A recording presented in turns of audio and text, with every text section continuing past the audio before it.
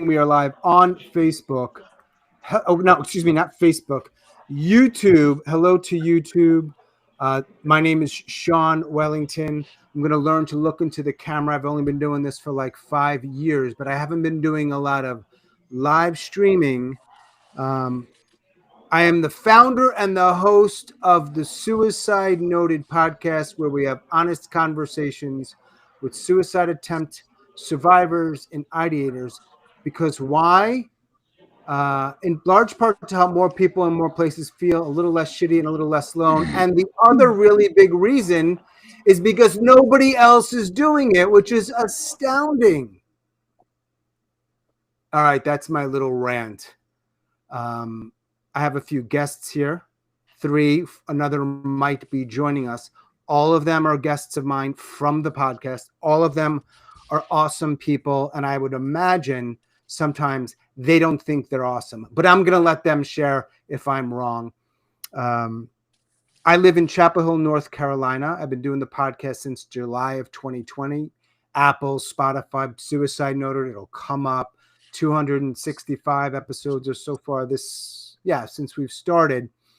So this is in part to just introduce you to a few of my former guests.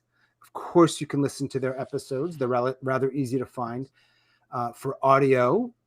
And I also, for this, will want to keep talking about this thing that I think most people would agree is a rather high stakes thing. We're talking about life and death, so you can't get more high stakes than that. But what is so interesting is that how rarely we talk about it. And when we do talk about it, we're not very good at it. And what I mean by that is how we talk about it, both how we talk about it, how we listen to others talk about it.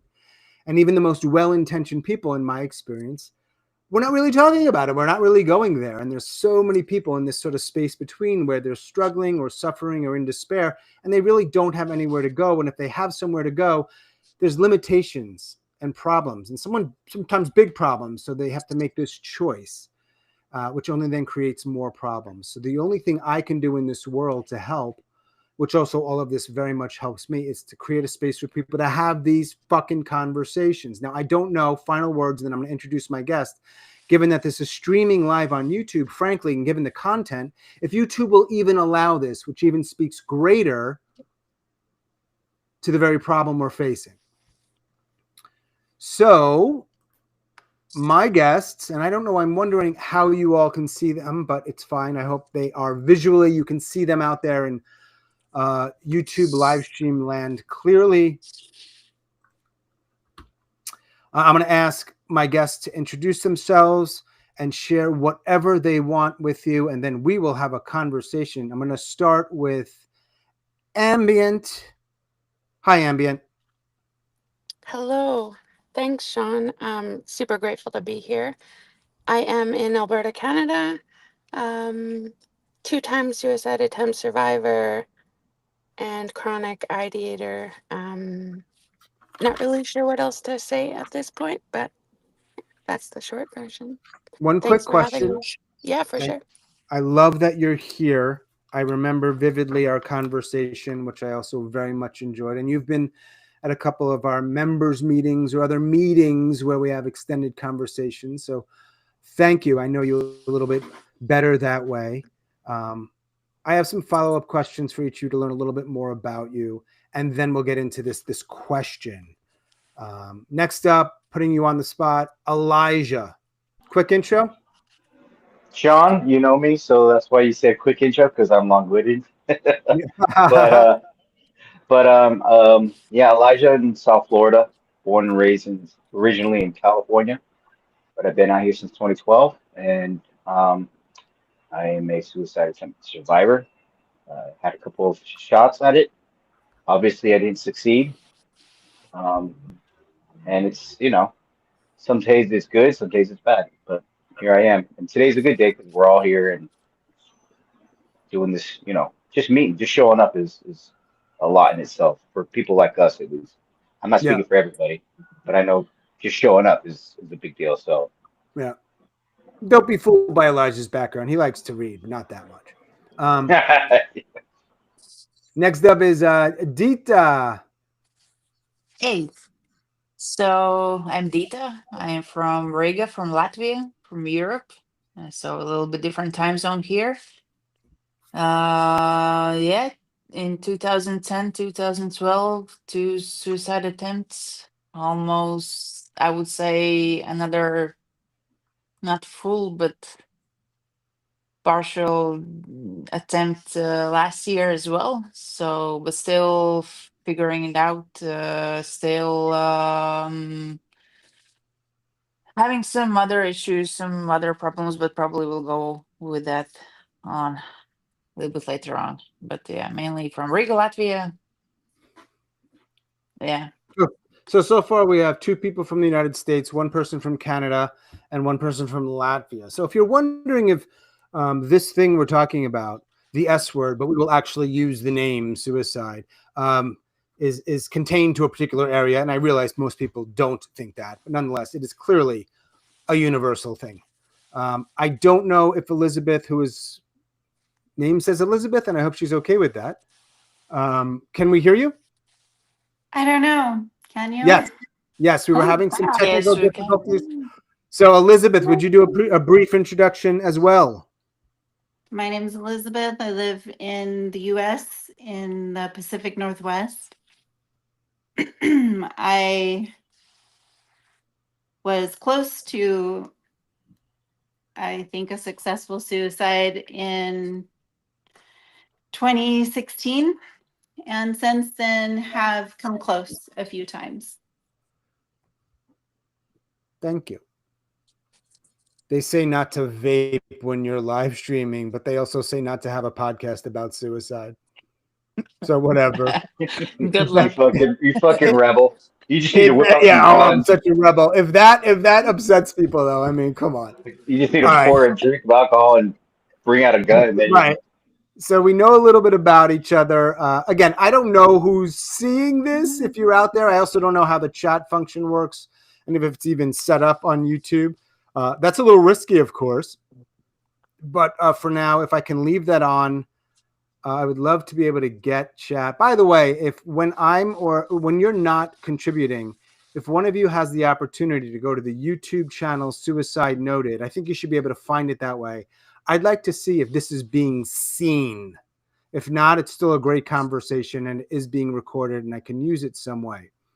So one of the things I wanted to share or talk about with you all, and again, I really appreciate you being here, is by and large, we do not talk about suicide. You are very interesting exceptions to that, in that you went through or are going through what you went through or are going through. At some point, all of you sought out a podcast, presumably related to suicide.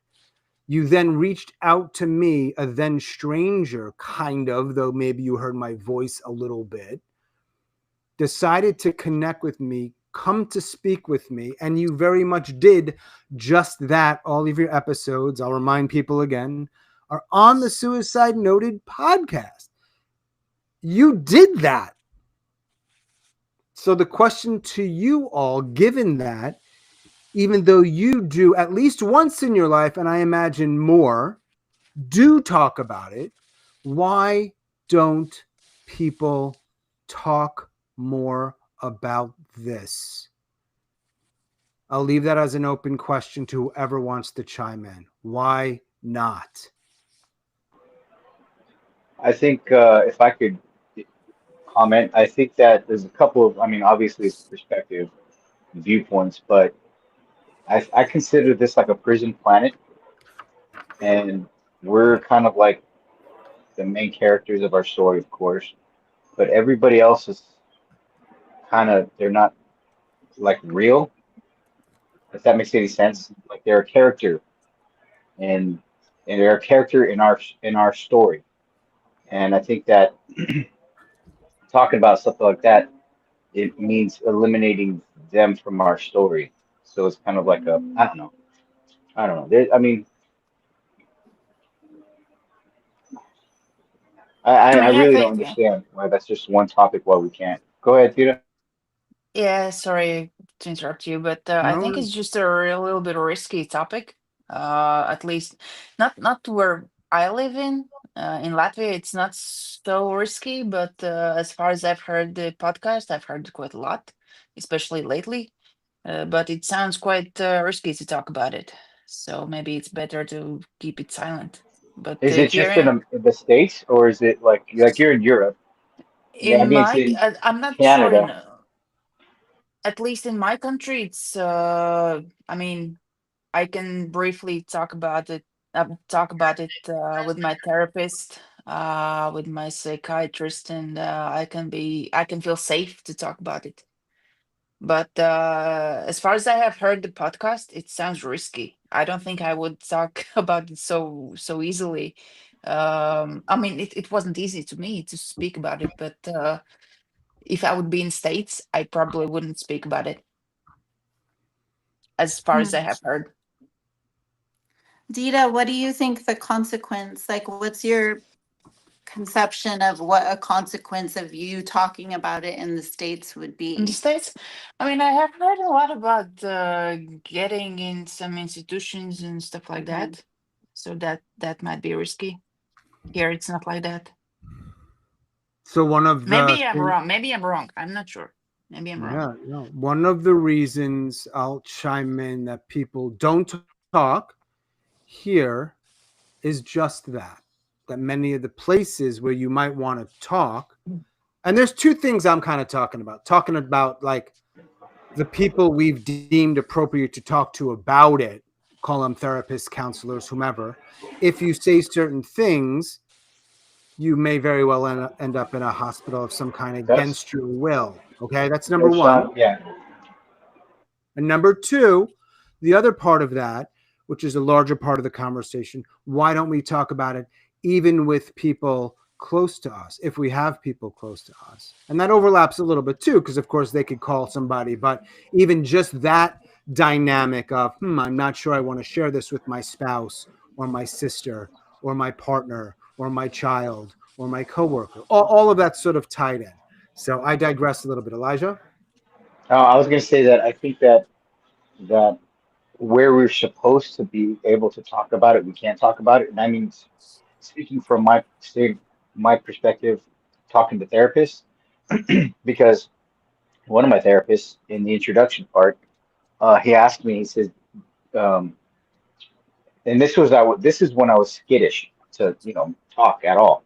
He said, are you or have you ever contemplated suicide? And I said, no, even though I have. I said no. And he said, well, okay, that's good because, we have a protocol and, our number one thing is to keep you safe and others safe. So if you were thinking about it, then I would have to digress to a different. I was like, oh shit, well, I'm never mentioning that again. So that's coming from a therapist. When he asked me that and I said no, he was like, "Oh, okay, well, good because I would have had to change course or whatever." So I was like, "Okay, well, I'm never going to bring that up again." And I sat with him for two more sessions and then I got another therapist because of that. But that's a person who we're supposed to feel comfortable being like, "Hey, yeah, help me work through this." And then he's like, yeah, I would have to report you or whatever. I think that's the fear that Dita that we're talking about is that Yeah, fear of exactly. saying something. Yeah, sorry to interrupt, but to me it was exactly like that because in two short sentences, I had my suicide attempts in 2010 and in 2012, but they were not planned. They were just drunken situations.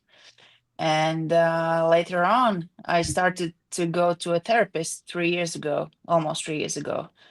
And I went there with a completely different issue. And then within this time, my friend did suicide. And then I started to think about it, but I never mentioned it to my therapist that I did the same.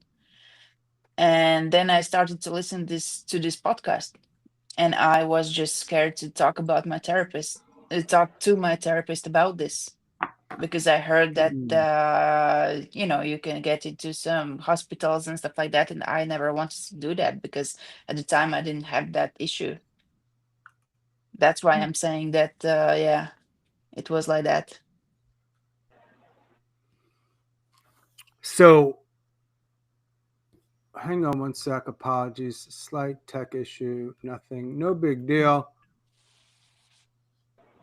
Can't edit this shit out, Sean. No editing. It's live, baby. No, it's all good. I mean, people can deal. The first live is never going to be the best live. Um, yeah, it's interesting how I think it's probably universal. You could argue in some countries they can't really they can't even peep about it. In others, maybe we consider the United States or Canada. Maybe we think we're more progressive. I would imagine there's other countries that are perhaps more progressive specifically with respect to, yes, I'm feeling suicidal. And yeah, I have access to a gun or whatever. And yeah, I'd be lying if I didn't say I was thinking about it. I don't necessarily think I'm not doing it tonight, but no, I'm not suggesting that we shouldn't do something in those situations. And I'm not saying, oh, no, that's cool. Go home. It's all good. I'm talking about something that there may not be an ideal solution, but it doesn't mean it's not worth talking about. It's also not worth pointing out that when that happens, people simply will stop talking. And I think about what happens when they stop talking. So, and if you disagree with me at all here, please, and if you happen to be watching this on YouTube, you can use the chat function. I can actually see it and respond to it. That's the best I can do right now. Also, I'm noticing that I'm the main person in the live stream room, and you're all on the side, and I don't want that, but I don't know how to change it right now. So live and learn. Well, I mean, as far as presentation, I'm looking at a grid. That's on my end, on the phone side.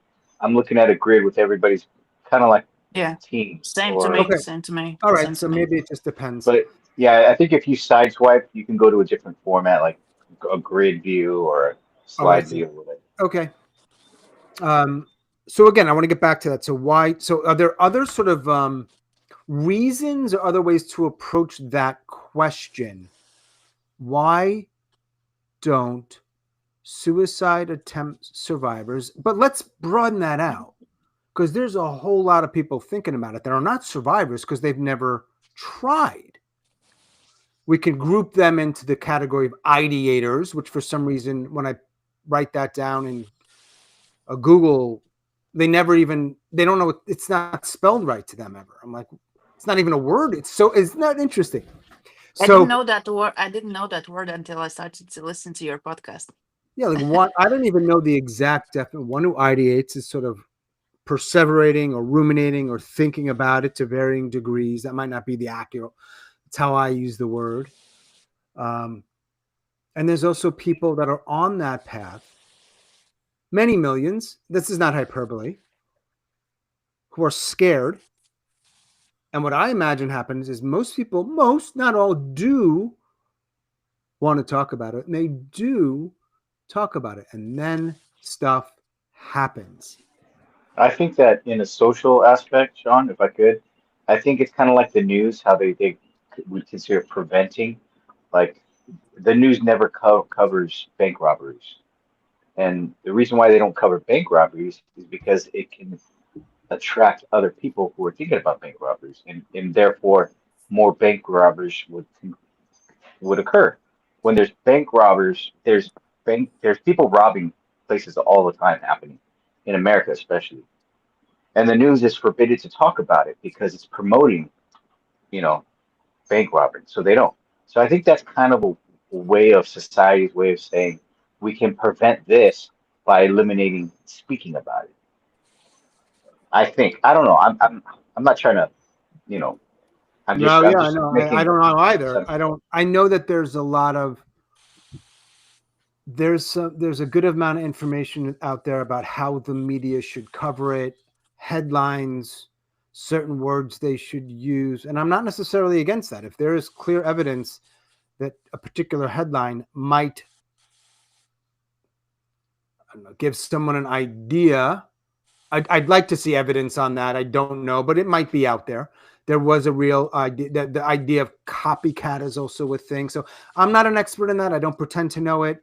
That might be very, very real. But the bigger question is, what's the cost of limiting the speech? Who's, as a result of that, who is not talking? I have a couple of things to say. Can you hear me? Yeah. Okay. So, first of all, on that topic, it makes no sense because you see murder everywhere. You see violence everywhere. There's no limit to the degree of violence that, we can see everywhere, right? And so if the notion is that, like, oh my gosh, people are going to do it if they see it or hear about it or we talk about it, that's just fucking absurd. There's like, we see things all the time that we don't do. And in fact, it seems like, if anything, the more you would be exposed to something, there's a degree, people talk about desensitization, maybe anyway, that would be a consideration. But I just think it's something that's terribly, terribly uncomfortable for people. It's the ultimate, it's death. It's death, and nobody wants to talk about death in any way, shape, or form, and especially not, why would you end your own life? That makes everybody extremely uncomfortable. It makes very little sense to people because most people are afraid of death in the first place. So it doesn't make any sense. Like, why would you want to do that to yourself? And the only reason it doesn't make any sense is because we don't talk about it. We're not allowed to talk about it. I don't know if the word is irony or what, but because you can't talk about it, a lot of people don't talk about it. So not only do they struggle more, but then the world doesn't know how many people are struggling with it. It feeds on itself. And so one of them, I'm digressing here a little bit into a few different areas. If you've heard the podcast, this stuff has come up. When we hear in mental health spaces the classic, often italicized, just talk about it, on one hand, I understand the importance of that. We're saying right now the importance of talking about it. What I think it sometimes tends to not include is, right, but to be fully transparent here, when I just talked about it to my therapist, and I mean in full, let's say, or when I just talked about it to this person, as you suggested, didn't work out so well.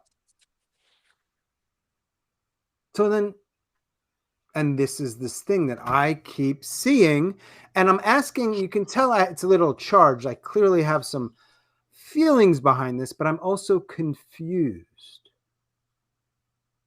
Why are we telling people? Mentioned the litigious factor. Like, the United States is very, like, you'll get sued, right? So there's the liability of, well, obviously, if you're a therapist or you're a doc, you're a mandated reporter. So there's that part of it. But then I think the reason why you can't even type the word suicide in anymore, even if you're trying to have a productive conversation, like we're having, something thoughtful, something meaningful, and even to inspire hope in people, you still can't type that word in because there have been so many big impactful lawsuits right now for these social media companies where people's have taken their own lives, and then their families want somebody to be accountable for it. Somebody has to be to blame for this, so they're covering their asses. Can I ask you something? What are the statistics in the United States about suicide rates per day, for example? I would have no idea. The most recent data, which I think is about 2 years old, so we can make an assumption that it's probably somewhat similar. more Mhm. recently. It was about 48,000 people per year take their own lives. Mhm. We know that those numbers are probably significantly higher in reality because it tends to be very underreported. Mhm. I don't know if you're asking about estimated attempts, because that's truly even harder to Attempts, of gauge. course. Yeah, attempts, of course. But I mean, I'm not sure if it's correct to say, but successful attempt. Yeah, so It's people that end their lives if you that know, that that yeah, that, that the presumably like the coroner or someone says this yeah. was a suicide is almost 50,000. I wonder how Okay, many of those are youth too, like teens. Yeah, Because I mean, that's climbing. That's climbing drastically. Is right. the, you know, kids who are anywhere from the ages of 11 to Yeah, 17. definitely certain demographics, and that's fairly easy to find online or elsewhere. Where there's certain demographics, um, you know, okay. I see. younger, very, very, very old is a very high demographic, and maybe perhaps even in some weird way makes sense. Um, Ambience in Canada. Um, what are the numbers like? Do you know the numbers up there in Canada? I don't specifically, but I know we're pretty close in alignment with the states. Yeah. mhm. Mhm. Yeah, we're basically brothers or sisters, whatever. So, so, Separated by an so, imaginary border. so then my question is to sort of follow up on all this is if we were, you know how I feel about it, of course, if we were allowed to talk about it in full, would that help? Now, clearly, I think it would. Obviously, I think it would as well. Absolutely. Someone could argue some of the things that came up here that by doing that, that could lead to. I can't definitively say that would never happen. So it almost becomes, and this is going to sound rather, I don't know, icky, which is better, letting people talk about it or not? I think there has to be a dialogue. I think for me, it's like watching a movie. Everybody like a test study, right? So everybody watches a movie, and the majority says the movie was great, even though it probably wasn't. That one person that stands up and says, you know what, I think this movie sucked. It was bad. It encourages other people to be like, yeah, and then that opens up a true discussion. Otherwise it's just an echo chamber where people don't talk about it and they're demonized to talk about it. But I think that if I'm using a movie as an allegory, like that's life, people are like, oh, life is beautiful, life is great. And that one person that says, yeah, it's kind of fucked up. It kind of sucks. And then someone else says, yeah, I feel the same way because of X, Y, fucking Z, whatever. But it opens up a whole new dialogue. Mm-hmm. And I think that when people have the balls and grit to talk about it, it opens up discussion for people who have had the same feelings. But we need that space to have that dialogue. Right now, we don't have that space. We're in a fucking echo chamber where people think about it, people do it, but people don't want to talk about it. I think if we start talking about it, people won't do it as often because they have an outlet to talk amongst their peers, like we're fucking doing right now. It gets a I like little that. bit, it gets a Yeah, I little bit, like. go ahead, Dita, yeah. Okay, just a small idea. I like that you compared it with the movies, and here in Latvia we have quite popular theaters, and I go to them quite a lot, I would say.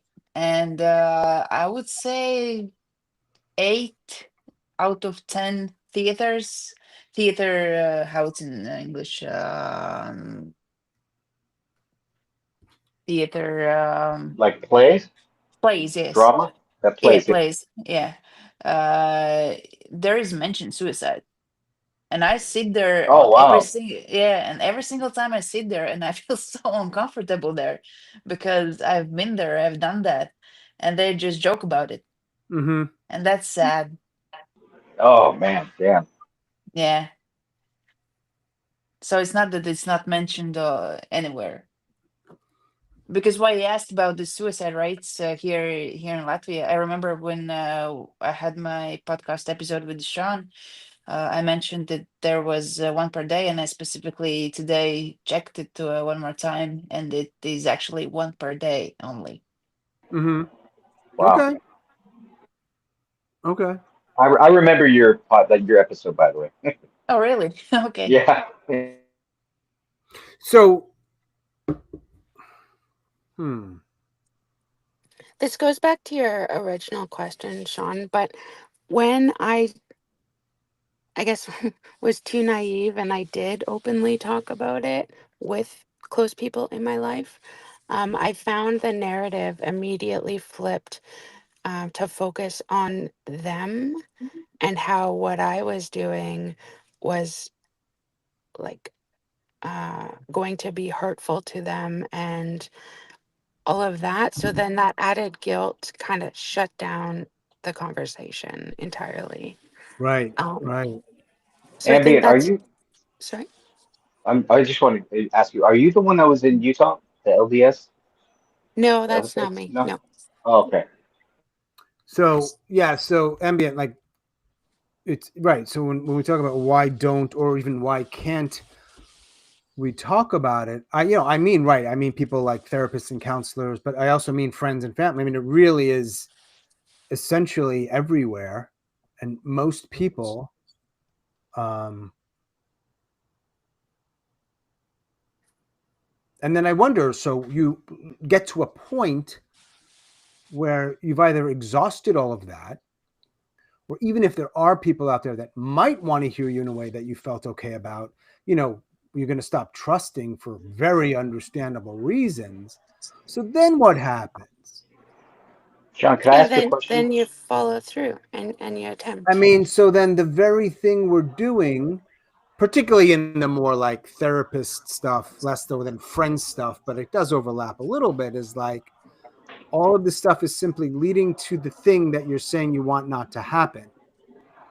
How Right. does that make Like sense? absolutely. And for me, one of my two, I think would have very directly not happened had I been able to have a conversation.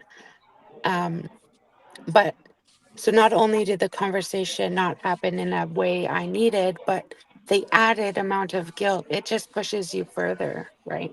Once Yeah, they of kind of, course. and I think it's because people aren't comfortable being vulnerable and are fixers. So people want to fix the problem. And that's not what you need, or well, not what I needed in that Mm-hmm. space. Mm-hmm. Eh, Sean, I'm just curious. Well, this could be a good way of kind of addressing it. Like, does everybody in this chat, Ambient, Elizabeth, Dita, have they had someone in their family commit suicide? And if so, like, what was? Because now you're with family.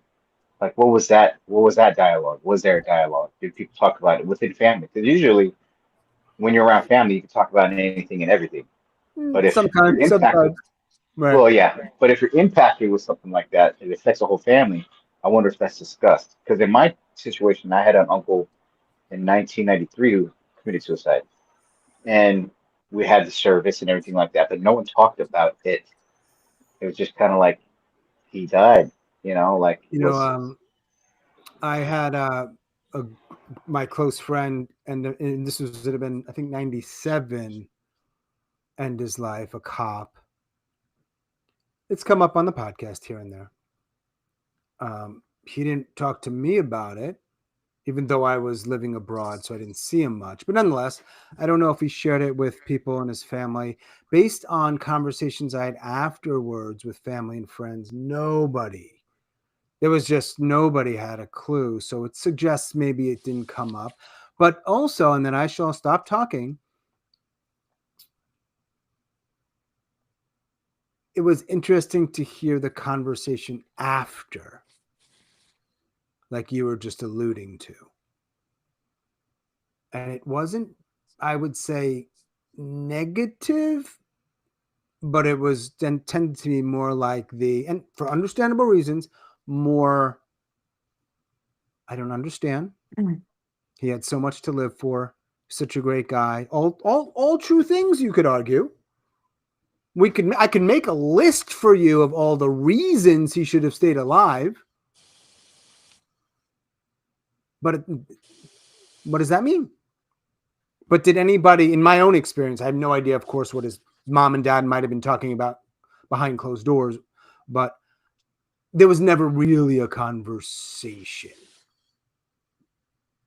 So I don't know. I'm not sure if I moved in a different direction there. So your question, Elijah, was have others lost people in their family or close circle, and what was Yeah, that in this, like? at least in this chat, in Yeah, in this this group. chat. My Elizabeth? brother killed himself when he was 21, but he suffering from severe schizophrenia. And so in that case, I think it made it easier to talk about that, like there's a clear reason why. I mean, he was literally hearing demons and devils and things that were telling him to do that. And we knew that. And he did it.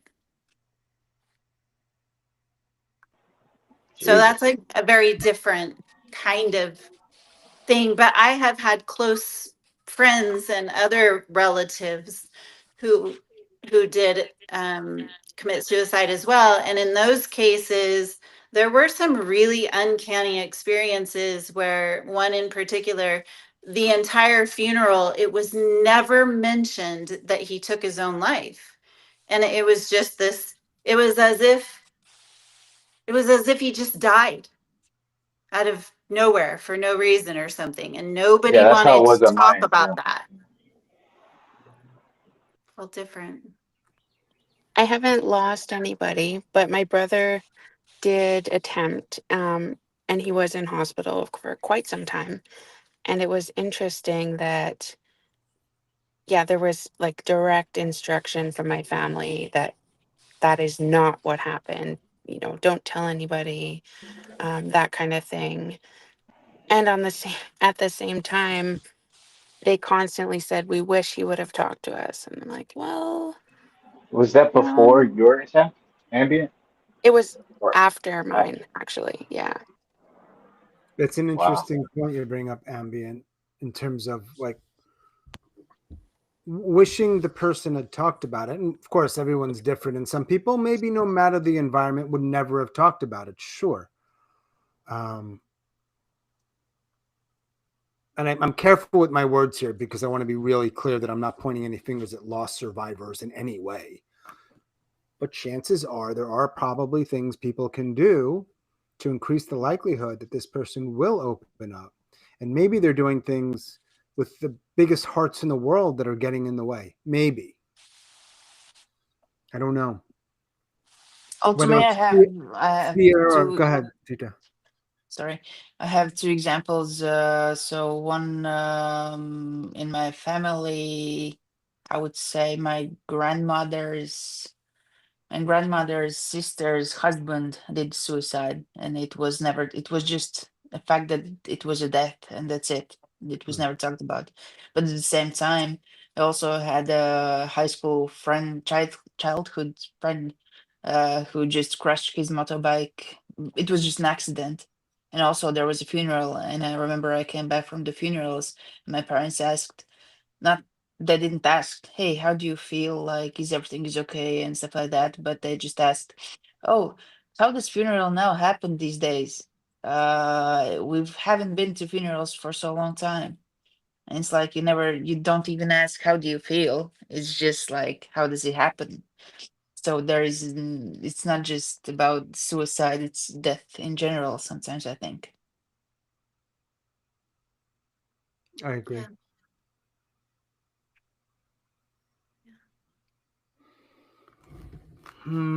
It's a tough It is topic. It's a tough topic. it's a tough topic. And the thing I think about most, given the work I'm doing, is I'm not going to change anything about public policy or the American Psychological Association or whoever decides what therapists, where they need to draw the line. And I know some therapists step over the line for the sake of their clients and do so with some risk. Some of them are out there. That's not my world, and I'm not going to make any impact in that world. So I tend to focus more on like, what can you do if you're just somebody's friend, or whatever space you're in. Yeah, I don't, and I fear that it's getting worse. Actually, I fear for a number of reasons, whether it's political or social media, but whatever the reasons are. I feel like there's actually a lot more, and I'm probably using this term wrong, like memes or pithy little cute one-liners, but way less actual dialogue with, with the intention of curiosity or understanding or compassion. I don't know that for sure. I'm limited by kind of mostly what I see online and little bits in my life, but I was at an AA meeting not too long ago. And one of the things I really liked about the way they set it up is someone shares something, maybe it's 20 seconds, maybe it's 5 minutes, and nobody says anything back. They say thank you. That's it. Like there's no crosstalk. And that's a really interesting space to share things. Obviously, we don't have that. So typically, when you're talking to someone who's struggling, particularly with this, unless they need to vent and you just be quiet, sure, that's similar. But usually you're going to have to say something. And that's maybe where people kind of get into trouble because. But I thought, wouldn't it be interesting to be able to have a very similar kind of space for people who are struggling with suicide? Because there is nowhere to go to talk about it in full.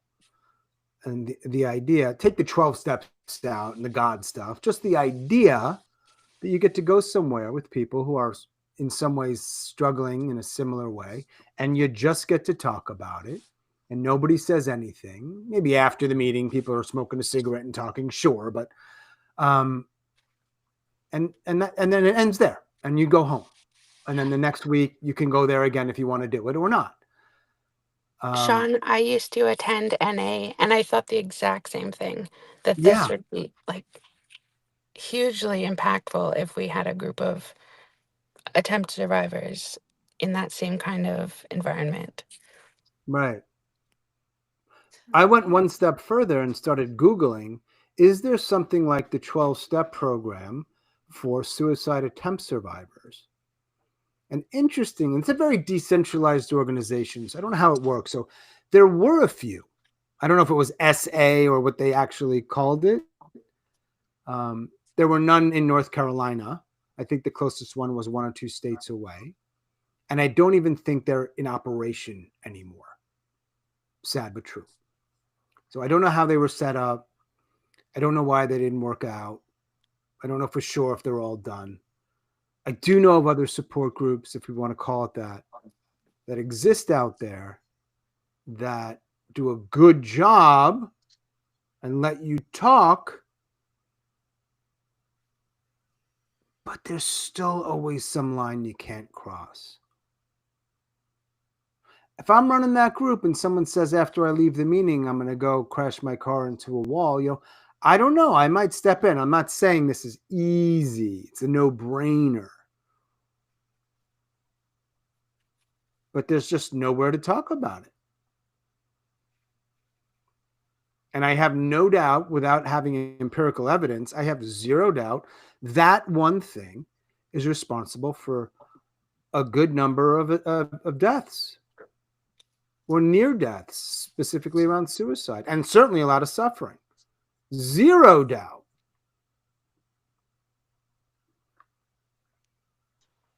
No, well, Sean, the AAA, who funds that organization? AA, not AAA. It's I don't know how they're funded, but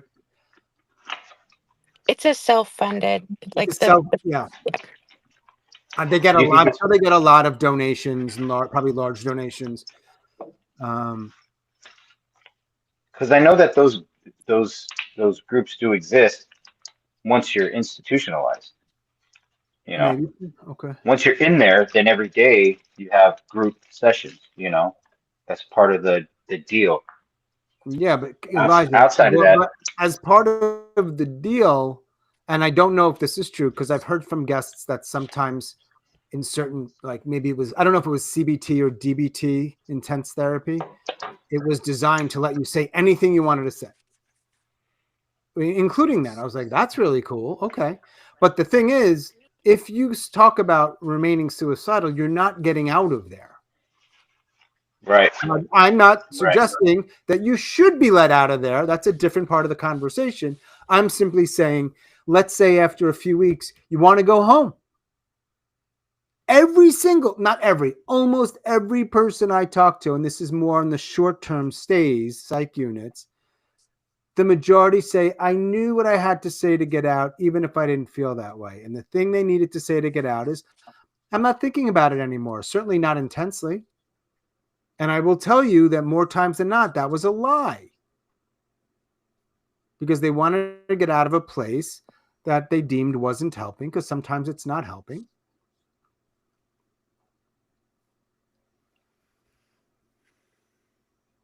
So let me ask you this question, 2 more questions, and then I want to hear whatever else you have to say, and I guess we can close it up. It's easy to, not easy. Everybody here is a suicide attempt survivor. How many of you are in this space where you still ideate? And it is relevant to this question. You're ideating, you're planning, you're thinking about it. It's not as if you had an attempt 10 years ago and things are going pretty damn well now. If you want to share, I understand if you don't want to. I'll share. So, I do ideate. And in fact, when you were talking about how people can't get out of the institution or wherever they're at, the hospital, if they say that they're still suicidal, that's such a huge problem. And what I have found, I think anybody that listened to mine might recall that I came to terms with this thing, and I call it learning to live with wanting to die. So I have sort of accepted that I may always ideate for the rest of my life. And I'm fortunate enough that I can actually talk to my therapist about that. And my therapist has even gone so far as to help me imagine, like, if how I want to live the next year of my life if I'm planning to end my life 1 year from now. Mm. And in doing that, it's so it not only does it take the stigma out and make me feel, human. It's a very humane thing to do, to treat somebody with dignity and respect and not pathologize, this thing so severely that they're going to consider me incompetent to take care of myself and throw me in the hospital immediately. It just changes everything. It changes it. And that was also my experience working with suicidal teenagers. I was always breaking the rules, but what I found personally was that when I let them talk to me about everything they could think about it, like everything they felt about it, everything they were afraid of, everything they weren't afraid of, the more I let them talk about it, the less suicidal they actually were. Mm-hmm. I don't know why that is I don't know why that isn't like this groundbreaking new approach. I mean, wow, if we don't make it a stigma or taboo, then maybe it would be less likely to happen. Maybe people would feel less alone and less marginalized and less ostracized, because all of that just adds to the the feeling of I just want to fucking die because I'm so broken and wrong, and I can't, I have to live with this secret, and it's so shaming. Does that make sense at all? Is that even on the right thread there? But that's what I was thinking. Reminds me of a, in part reminds me of I think it was a magazine article I read maybe last year. I'm not going to remember most of it, but it was just this teenage girl who was struggling and threatening to end her life. Threatening, that was in the magazine, to her mom. Her mom was beside herself, doing whatever she could, freaking out. And it was written by the mom. And I don't know if she came to this conclusion on her own or with the help of somebody. I don't think it really matters. And she finally said to her daughter, okay, if that's what you really want to do, let's talk about it. And whatever came from that, I don't know if she was necessarily going out and buying her a method, but just, and she said that was the moment everything changed for her daughter. And in this particular case, it worked out that she did not try. Pretty happy ending. I'm not suggesting at all that's always the case. But from the daughter's point of view, through the lens of the mom writing the story, I guess it took a while for the mom to realize her daughter needed her mom to just say, okay, I hear you. I'm not encouraging suicide, but you want that. Let's create that space to have a dialogue, see where it goes.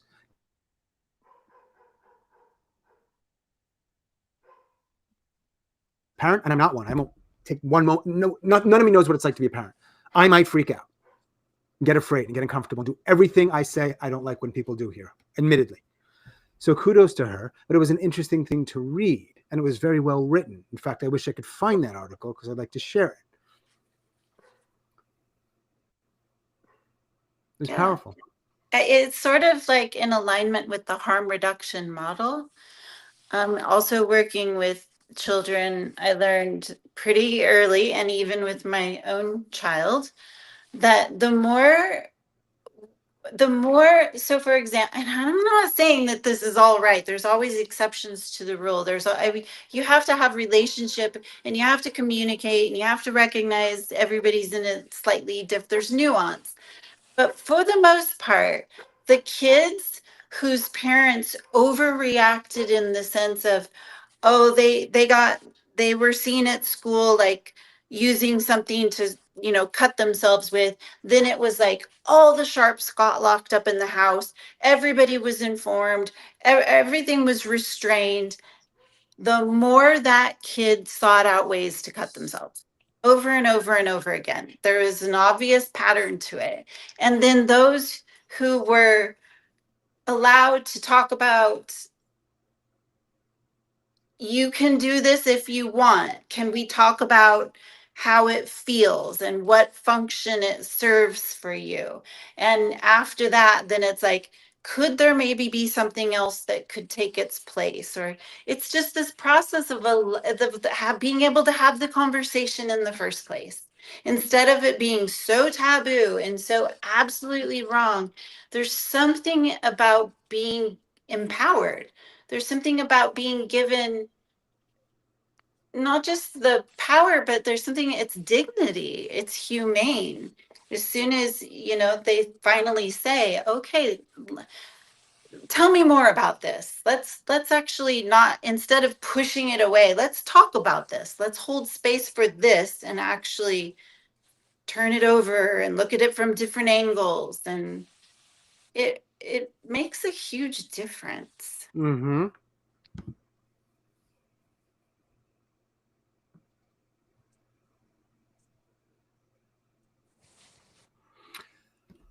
Two more questions, and we lost Elijah, but he shall be found. If not now, then sometime soon. How many people do the three of you have in your life to talk about this without holding back and without fear of the obvious concerns one might have fear about? Is there a number that you can identify? My number is 0. 0. 0. Mm-hmm. I hope people hear that. It sucks, and I'm sorry for you, Ambient. I hope people hear that. 0. Well, to me, it's I have two friends that I can talk about it. Actually, the podcast that I did with you is I never planned to listen to it, but I went to my therapist. I have an amazing therapist, and she said, "Hey, let's listen to it together." And we did. And she said that you have a great podcast. Oh, cool. And I sent it to two of my friends as well, and to make it clear. So thank you for that, actually. So But now yeah, so you do have a few, you're saying. I do. I have two friends that I can talk about. Just if I have some emergency or something, I can talk about it. Yeah, to them for sure. My parents know as well, but I can't talk about them. Yeah, talk to them. Yeah, no, not who knows, who you can talk to. Mm, Anyone else want to yeah. chime in? Mm. Going once. I have about 3 people, and it took time. It took time. I had to like slowly kind of introduce the idea and be very tactical about it, intentional about slowly working up to the real full truth.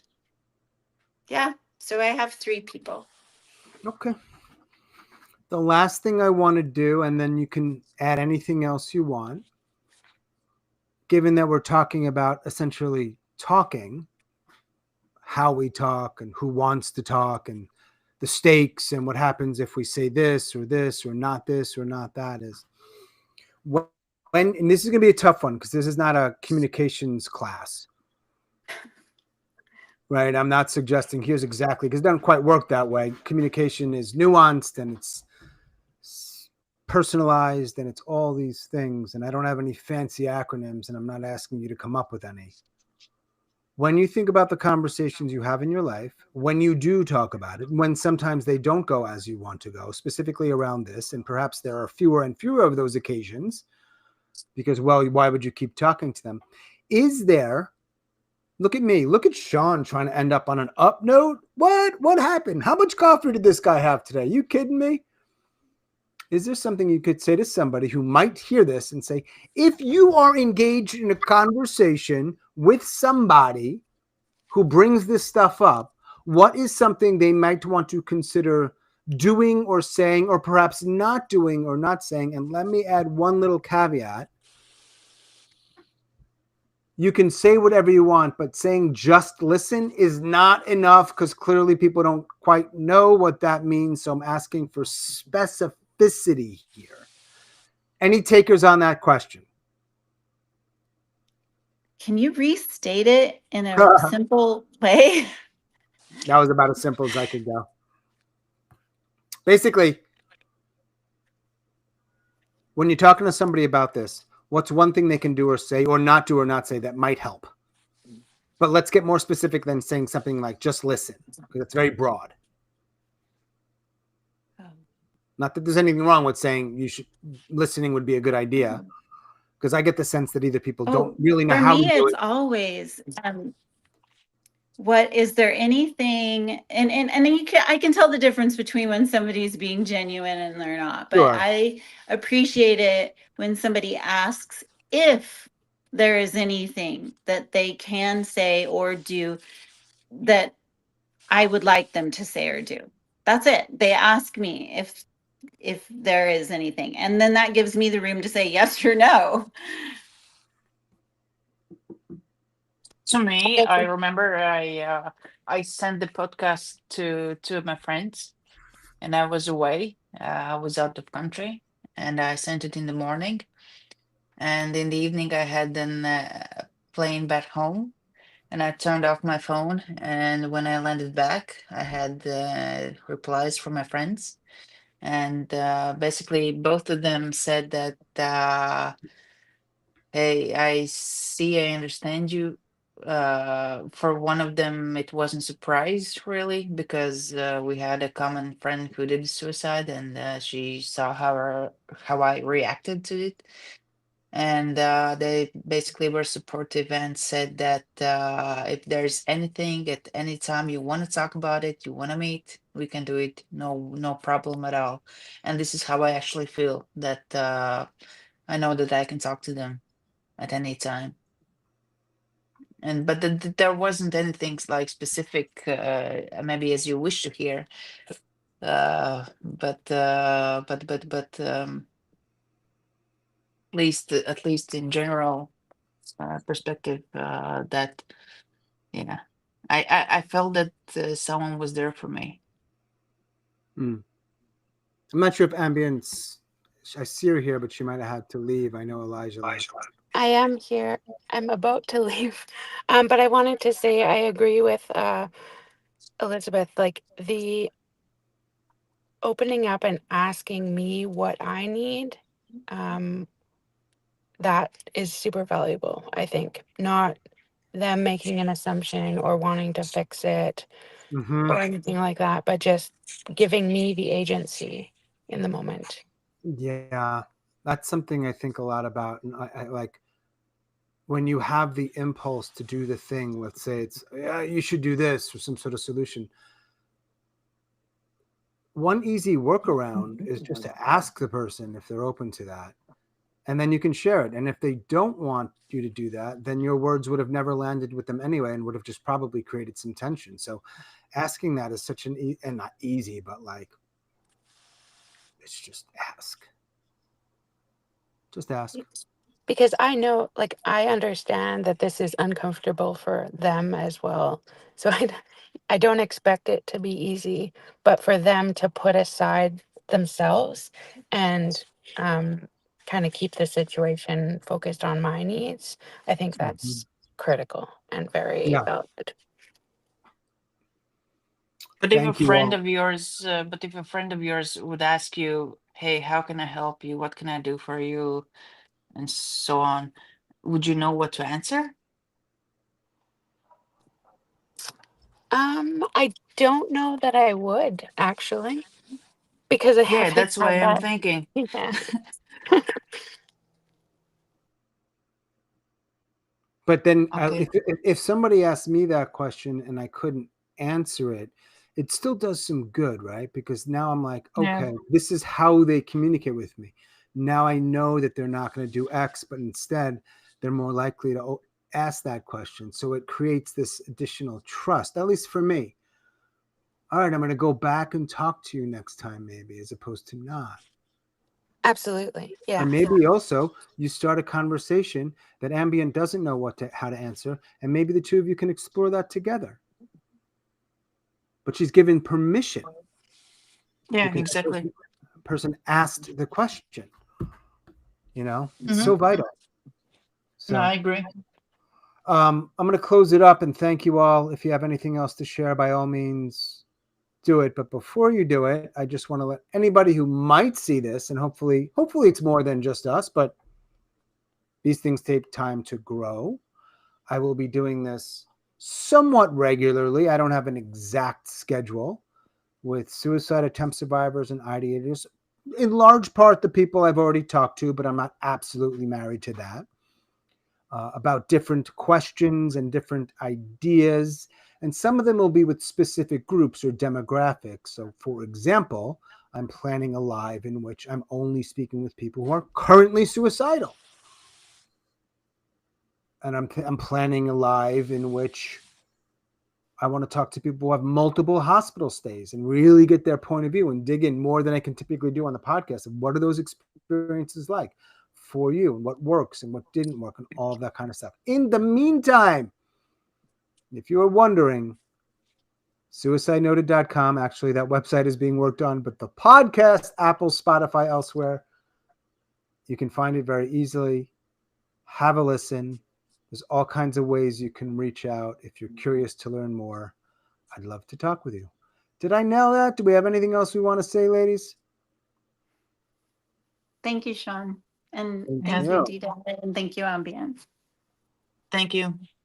Thank you for what you're doing.